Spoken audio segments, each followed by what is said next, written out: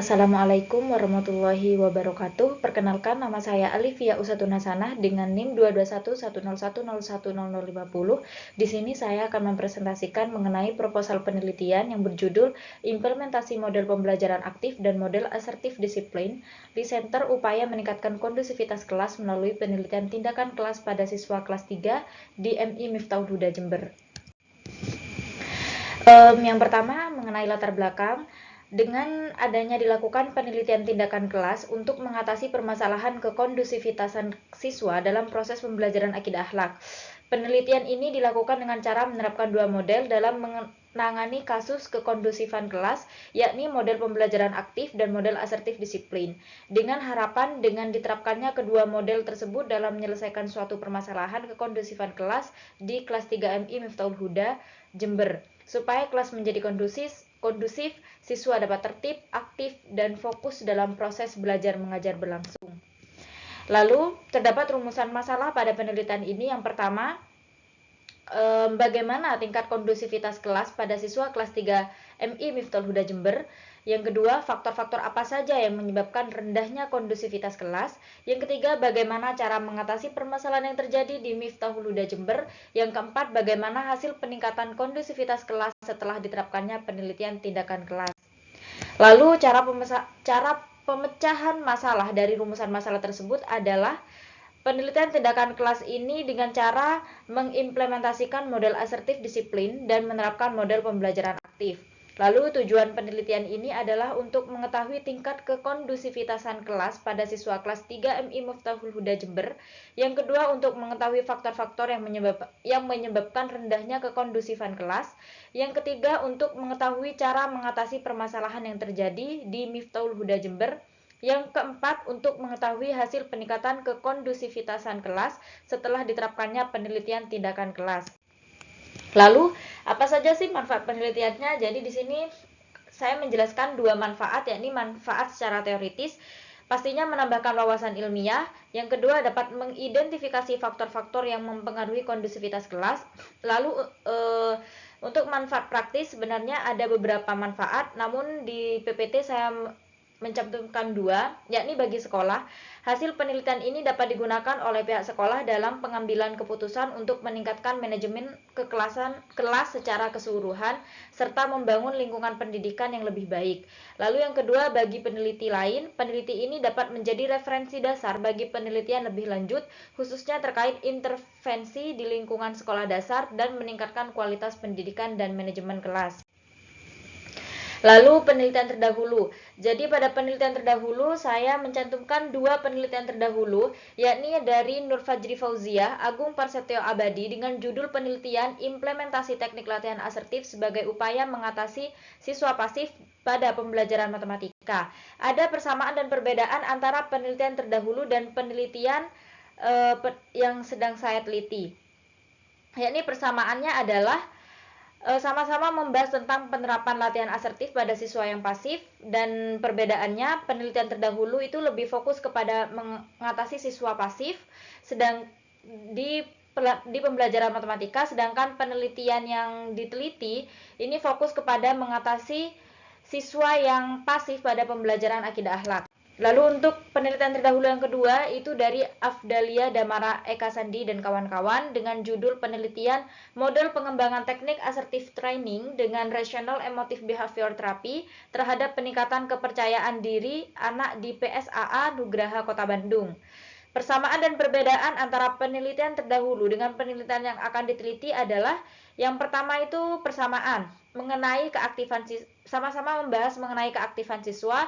Lalu perbedaannya adalah peneliti terdahulu menggunakan teknik assertive training dengan rational emotive behavior therapy terhadap peningkatan kepercayaan diri anak di PSAA Nugraha Kota Bandung, sedangkan peneliti yang akan diteliti dalam itu lebih membahas bagaimana mengatasi kepasifan di dalam kelas dengan menggunakan teknik keaktifan kelas dan metode asertif disiplin di Miftahul Huda Jember kelas 3. Lalu kajian teori di sini ada 3 poin. Poin yang pertama, kondusivitas kelas.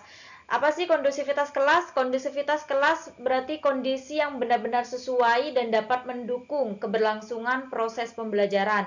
Lalu yang kedua, active learning, sebuah usaha dalam kegiatan pembelajaran yang mencoba membangun keaktifan peserta didik selama proses pembelajaran, di mana menekankan keterlibatan seluruh indera. Lalu yang ketiga, assertive discipline. Assertive discipline adalah suatu pendekatan pengelolaan kelas disiplin yang dikembangkan oleh Lee Center pada tahun 1976. Pendekatan ini bertujuan untuk kedisiplinan dan mengurangi masalah perilaku di kelas. Lalu metode penelitian. Jadi metode penelitian yang saya gunakan itu pendekatannya menggunakan kualitatif, yaitu objek alamiah sebagai lawannya adalah eksperimen. Sedangkan jenis penelitiannya itu berupa penelitian tindakan kelas atau biasa disebut classroom action research. Dan model PTK yang digunakan adalah menggunakan model PTK John Elliott. Model John Elliott ini bersifat siklus dan berkesinambungan, tekanan pada proses belajar yang terus-menerus dan perbaikan berkelanjutan.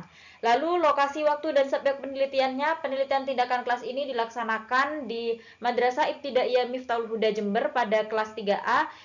Waktu pelaksanaan penelitiannya itu dimulai pada tanggal 21 September 2024 dan subjek penelitian PTK ini merupakan peserta didik kelas 3A, di mana pada kelas tersebut terdapat kurang lebih 27 siswa. Lalu ada prosedur penelitian. Yang pertama itu adalah perencanaan tindakan. Di perencanaan tindakan itu mengidentifikasi permasalahan kekondusifan kelas dan hasil belajar siswa kelas 3A, serta menyusun RPP, mata pelajaran akidah akhlak, dengan mengintegrasikan model pembelajaran aktif dan asertif disiplin, lalu mempersiapkan media dan sumber belajar yang mendukung, menyiapkan perangkat pembelajaran aktif seperti kartu, gambar, atau media interaktif lainnya, menyusun aturan kelas dan konsekuensi yang jelas sesuai prinsip asertif disiplin, lalu menentukan kriteria keberhasilan tindakan. Dan yang kedua itu pelaksanaan tindakan.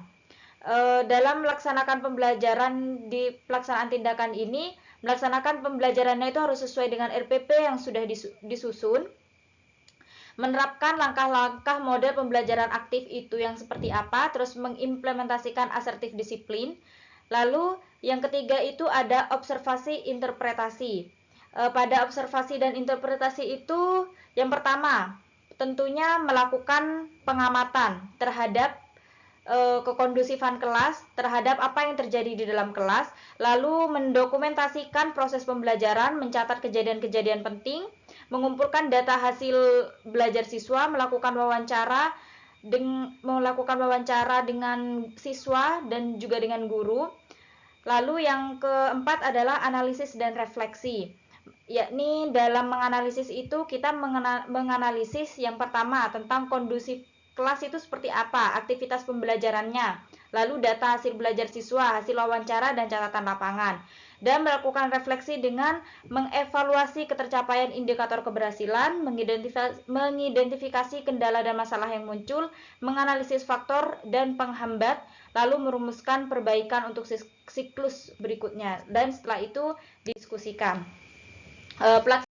Pelaksanaan siklus penelitian ini pada PTK ini itu ada 2 siklus untuk mengatasi kekondusifan kelas dan kedisiplinan serta keaktifan siswa.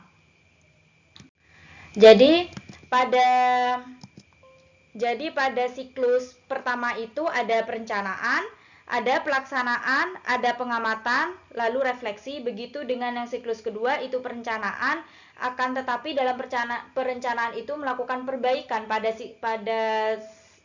hasil evaluasi yang di siklus pertama, dan melakukan pelaksanaan kembali dan melakukan pengamatan kembali, lalu refleksi. Dan teknik yang selanjutnya adalah teknik pengumpulan data. Nah, pada teknik pengumpulan data di penelitian ini saya menggunakan 3, yakni yang pertama observasi. Jadi peneliti itu melakukan observasi terlebih dahulu di MI Miftahul Huda Jember di kelas 3 dengan mengamati proses pembelajaran yang sedang berlangsung guna untuk mengetahui permasalahan yang terjadi di kelas. Dan yang kedua melakukan wawancara. Jadi peneliti itu melakukan wawancara kepada guru pengajar untuk menanyakan permasalahan apa dan tantangan seperti apa yang umumnya dihadapi oleh guru dalam proses belajar mengajar. Tapi sebelum mewawancarai seorang guru mapel atau guru wali kelas, peneliti melakukan wawancara kepada kepala sekolah terlebih dahulu untuk menanyakan kondisi sekolahnya terlebih dahulu. Dan yang ketiga itu ada dokumentasi. Jadi peneliti mendokumentasikan keadaan kondisi siswa kelas 3A tersebut dengan foto serta video guna menambah kredibilitas pada penelitian. Lalu instrumen penelitian. Untuk menggali pada penelitian ini, peneliti menggunakan 3 instrumen untuk menggali informasi secara detail, yakni yang pertama observasi, wawancara, dan dokumentasi. Fokus pada penelitian ini terdapat pada peningkatan kekondusivitasan kelas dan juga keaktifan siswa. Lalu teknik analisis datanya itu ada 3. Yang pertama itu adalah reduksi data. Itu merupakan proses penyederhanaan data, memilih hal-hal yang pokok sesuai dengan fokus penelitian. Dan yang kedua, deskriptif interpretatif. Dalam hal ini, peneliti mendeskripsikan kondisi aktual di dalam kelas, menginterpretasikan fenomena yang terjadi selama proses penelitian, memberikan makna mendalam terhadap setiap temuan, menganalisis pola perilaku dan interaksi di dalam kelas. Lalu yang terakhir adalah analisis naratif. Pada tahap ini menyusun kronologis peristiwa dalam penelitian serta menjelaskan proses perubahan dan perkembangan kondusivitas kelas dan menguraikan secara mendalam faktor-faktor yang mempengaruhinya. Lalu keabsahan data. Di PTK itu ada 4 untuk keabsahan data. Yang pertama uji kredibilitas. Nah, jadi uji kredibilitas merupakan tahap fundamental dalam menjamin validitas dan data penelitian. Yang kedua itu uji transferabilitas. Uji transferabilitas itu fokus pada kemungkinan hasil penelitian dapat diterapkan pada konteks atau setting yang serupa. Lalu yang ketiga itu uji dependabilitas. Uji dependabilitas bertujuan menguji konsistensi dan reliabilitas proses penelitian. Lalu yang keempat, uji konfirmabilitas. Jadi uji konfirmabilitas merupakan proses objektifikasi data untuk menjamin bahwa temuan penelitian benar-benar berhasil dari data lapangan dan bukan rekayasa atau prasangka peneliti. Lalu indikator kinerjanya itu adalah merupakan perubahan tingkah laku yang terlihat secara nyata pada peserta didik kelas 3 di MI Miftahul Huda Jember, khususnya di pembelajaran akidah akhlak. Dan yang kedua adanya peningkatan pada hasil belajar siswa pada peserta didik di kelas 3. Dan yang ketiga adanya peningkatan kedisiplinan pada peserta didik sehingga kelas lebih kondusif dan peserta didik lebih fokus dalam pembelajarannya. Dan tim peneliti pada penelitian PTK ini ada 2, yakni mahasiswa dan juga dosen, Ibu Mega Fariziah Nur Humairah MPD, di mana beliau berperan sebagai kolaborator yang melakukan tindakan sebagaimana yang telah dirancang oleh mahasiswa sendiri. Dan ini merupakan jadwal penelitian tindakan kelas. Sekian dari saya. Wassalamualaikum warahmatullahi wabarakatuh.